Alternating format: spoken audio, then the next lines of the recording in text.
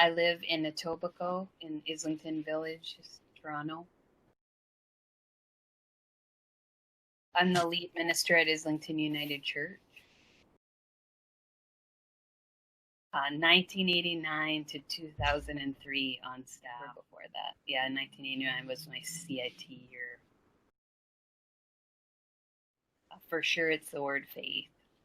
It would be the place as a double PK, like two ministers, parents. It's still the place where my faith was formed.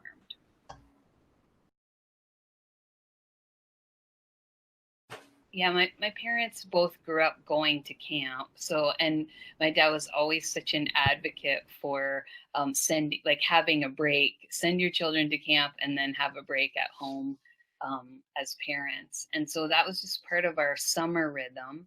And it's at camp that's like we didn't have a cottage but that became our place in the summer, my brother and I. And that really helped me learn to be a leader. That's the word that I would think best describes like leadership for me. Comes from learning that at Pearce Williams, because that was my home camp, that was my home base, and I had other experiences, but I always thought out of that experience of outdoors that I would be a teacher, that I would take my leadership and use it in the classroom, but realized that the classroom's way bigger than just 20 children in one space. And out of my time working on stuff in learning to direct and be part of all of the operating of the facility and the ways that the ministry touched the churches in the neighborhood, in Elgin, but beyond. All of that helped me see kind of my own call to ministry. That it was I was part of leadership in a different way, and so I know that I'm a minister in the church today because of my work at Pearce Williams. That I owed it to the staff that I served and to the children I cared for to do more work in theology. And I know that I'm here today in this work because of a combo of theological education, work life experience in camping, and retreat center work, for sure. The memory that's really vivid to me is when we got the canoe program where we would go off site. Is Dawn took us end of the summer. The summer had ended, and we went in the dark. We went out canoeing so that we were on the beach for the sun to rise, and just that reliving memories of the summer, that time together, but that experience of being up all night. And then later that carried into a whole bunch of sunrise services at Pearce Williams on Easter morning, where staff would stay overnight, prepare, and then greet people in the early morning. So those two vivid kind of early morning experiences stay with me. And I still, like, my daughter's a morning person. I just ran this morning before the sun came up. There's something about that thin place. It's from the rising of the sun. It's the closing of campfire. Hard.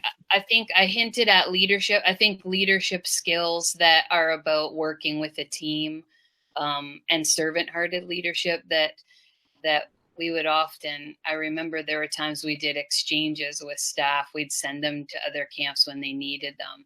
And reports always came back about Pearce staff being willing to clean toilets, show up wherever was needed, that flexibility in leadership. So servant leadership and the power of checking in and devotion time. However, that happened in different scenarios, but that there was one time where the staff could be together to remember what they're about as a team. I think those things have carried into my work today for sure. I think remember who you are and whose you are. That when staff didn't, or children didn't have a language to that feeling of camp, for me, the advice or the learning, the modeling, the mentoring, that's about you knowing who you are and that you're part of God's creation, and as a child of God, that it opens you to being you, because there's no one like you. So I think that uniqueness piece has stayed with me. I have so many books on the go right now. The book I'm reading right now is called How to Lead When You Don't Know Where You're Going. And it really talks about liminal space, that there's, especially in the middle of these unprecedented times, where we don't always have to have a plan and be working towards it. It's just we make the road by walking. So that book, combined with another book called Self-Compassion, in these times really paying attention to the messages we have in our head, how kind we are to others, but how hard we can be on ourselves when we're just learning. And all of that, it's funny when I think of the old slogan of Pearce Williams, a place to grow, that continues to be why I continue to reach and read things that help me to grow. I've been lucky to get to know in my new congregation a longtime staff member named Beth Pollock. So I'd like you to meet her, and it's been a gift to serve with Tara McCready. So I'd love to hear her answer these questions.